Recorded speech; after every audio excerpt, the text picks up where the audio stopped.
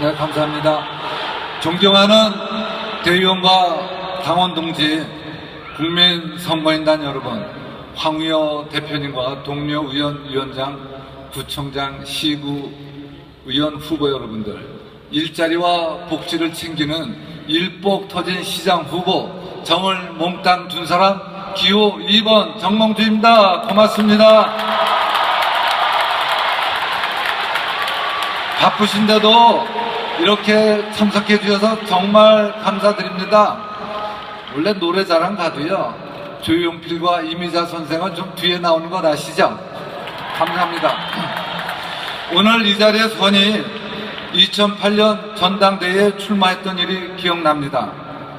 당시 정권에 실세라던 분이 부자인 정몽준이가 당 대표가 되면 당이 문을 닫게 된다 하면서 저를 힘들게 했습니다.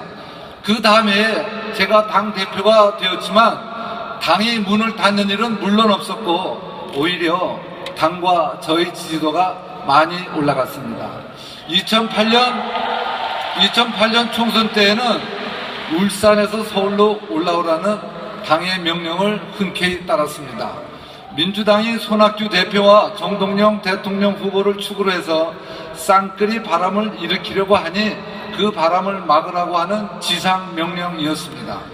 저를 정치인으로 키워주었던 울산 동지들의 눈물을 뒤로하고 서울에 와서 야당의 바람을 성공적으로 막았습니다. 그동안 당과 정부에서 쓴소리도 하는 과정에서 오해도 있었지만 모두 나라를 위한 충정이었기에 우리는 하나가 될 수 있었습니다. 지난 2012년 대선에서는 중앙선대위원장을 맡아서 박근혜 후보를 최초의 여성 대통령으로 뽑아서 중국과 일본을 까무라치게 만들지 않았습니까? 우리나라의 미래와 박근혜 대통령의 성공을 위해서는 무슨 일이라도 하고 싶은 게 저의 심정입니다. 사랑하는 당원 동지 여러분, 국민선거인단 여러분, 우리 새누리당은 지금 위기 앞에 놓여 있습니다. 세월호 참사로 온 국민이 슬픔을 겪고 있는 가운데 정부에 대한 신뢰가 흔들리고 있습니다. 꽃다운 아이들이 어른들이 잘못으로 쓰러져 갔습니다. 아침에 신문을 보다가 울고 밥을 먹다가 울고 가슴이 정말 먹먹합니다.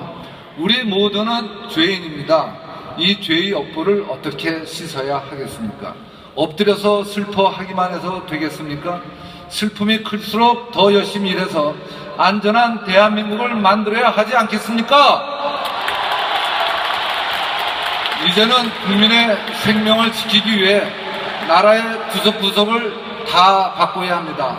이런 때 치러지는 서울시장 선거는 정말 중요합니다.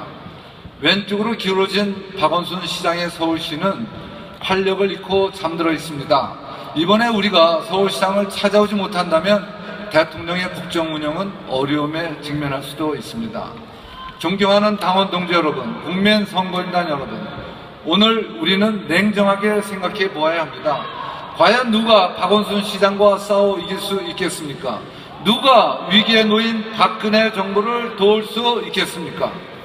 선거는 구도의 싸움입니다. 박원순 시장과 확실하게 차별화가 되어야 유권자들께서 선택해 주십니다. 비슷한 이미지의 후보로는 이길 수 없습니다. 관리나 행정을 하겠다는 후보라면 당연히 현직 시장이 훨씬 유리할 겁니다. 지금 서울의 문제는 무엇입니까? 인구는 빠져나가고 장사가 안 됩니다. 박원순 시장은 일하지 않은 시장으로 기억되고 싶다고 하면서 많은 사업을 지체시켰습니다. 9천억 원이 투자된 경전철 사업과 23개의 주요 간선도로 공사, 동대문 디자인 플라자, 세빛 둥둥성 같은 사업들이 보통 2년 정도 늦어졌습니다. 기업이라면 수십 번 부도가 났을 겁니다. 박원순 시장의 더 큰 문제는 책임을 지지 않는다는 것입니다. 헬리콥터가 아파트에 부딪혀 사람이 2분이나 죽었을 때 박 시장이 한 말이 무엇입니까? 서울시 관할이 아니다 였습니다. 박원순 시장은 국가보안법 폐지를 줄곧 주장해온 사람입니다. 광화문 내거리에서 김일성 만세를 부르면 어떻게 하느냐고 걱정한다면 그것은 표현의 자유를 억압하는 것이라고 주장하는 사람입니다. 북한이 핵미사일로 우리를 위협하는 이 순간에 이런 사람이 서울시장을 계속해도 되겠습니까, 여러분?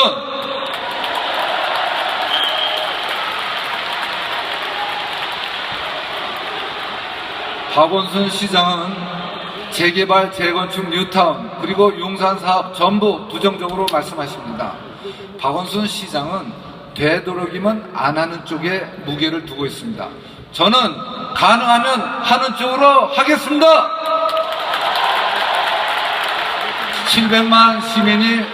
700만 시민이 매일 숨쉬는 지하철의 공기는 법적 기준치를 초과해서 많이 나빠졌습니다.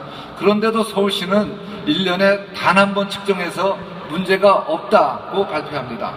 언론사인 YTN 측정치도 그렇고 제가 전문기관에 맡겨서 나온 결과도 기준치를 훨씬 초과했습니다.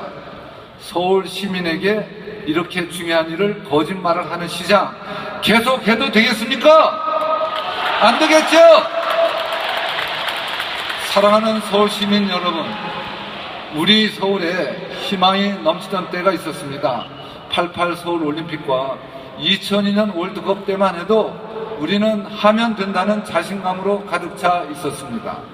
저는 아버님을 도와서 88 서울 올림픽 유치하는 데 일조했고 일본 손에 다 들어갔던 2002년 월드컵을 유치했습니다. 두 가지 다 불가능하다고 했던 일이었습니다. 세계 인류 기업을 만드는 일도 해보았습니다. 저희 아버님은 박정희 대통령과 명콤비를 이루어서 경부 고속도로를 만들면서 경제 발전을 이루었습니다. 아버님은 제게 도전 정신을 물려주셨습니다. 어느 분은 백지 신탁 문제를 집요하게 제기합니다. 이 문제는 당선된 뒤에 심사위원회에서 결정하게 되어 있습니다. 법과 원칙에 따라서 처리하겠다고 여러 번 분명하게 말씀드렸습니다. 문제가 아닌 것을 문제라고 자꾸 우기는 것 이해하기 힘듭니다. 본선에서 서밀대 재벌 구도를 염려하는 소리도 있습니다. 제가 국회의원 선거에 7번 나왔는데 그때마다 듣던 얘기입니다. 정치인 중에는 서민을 이용하는 정치인이 있고 서민이 중산층이 되게 서민을 도와주는 정치인이 있습니다. 저는 서민이 중산층이 되게 서민을 돕는 정치인이고 그런 실적 분명히 갖고 있습니다. 저를 서민이 아니라고 공격하는 정치인들을 보면 그들이야말로 서민과는 동떨어진 생활을 해온 사람들이 많습니다. 서초동의 60평 아파트에서 살면서 딸을 외국에 유학 보내는 사람이 서민입니까? 갑 중에 갑이라는 최고위직 공무원으로 평생을 보낸 사람이 서민입니까? 이런 분들에 비하면 6.25 전쟁의 참화 속에서 9남매의 7째 아들로 태어나 ROTC 장교로 대한민국 군대 제대로 갔다 온 제가 서민의 어려움을 이해할 수 있는 후보라고 생각하는데 그렇게 생각하지 않습니까, 여러분? 존경하는 당원 동지, 국민 선거인 여러분, 세월호 참사 이후 많은 처방이 나오고 있습니다. 국가 개조, 관폐화 척결. 하지만 제일 필요한 것은 부정부패를 척결하는 것입니다. 제가 돈이 있어서 안 된다는 분보다는 정몽준이는 부정부패 하나는 확실히 뿌리 뽑을 것이라고 하는 분들이 더 많습니다. 그렇지 않습니까? 저는 우리의 서울을 안전하고 장사 잘 되고 아이들 키우기 좋고 어르신들 편히 지내실 수 있는 서울로 만드는 일복시장이 되겠습니다. 어떤 후보는 야당 지지자들이 지지해주기 때문에 본선에서 유리하다고 합니다. 어린애도 웃을 얘기입니다. 우리가 선거를 한두 번 했습니까? 야당 지지하시는 분들이 평소는 좋은 얘기 하다가 선거 때면 결집하는 거 많이 보시지 않았습니까? 어떤 후보는 노무현 정부 때 좋은 자리 갔다가 이명박 정부 때도 좋은 자리 갔는데 이명박 대통령을 맹비난하는 분을 선대위원장을 쓰고 있습니다. 네, 이런 분이 이번엔 박근혜 대통령 돕겠다고 합니다. 알 수 없는 일입니다. 사랑하는 당원 동지와 국민 선거 여러분, 저는 서울의 안전과 살기 좋은 서울 만드는 데 최선을 다합니다.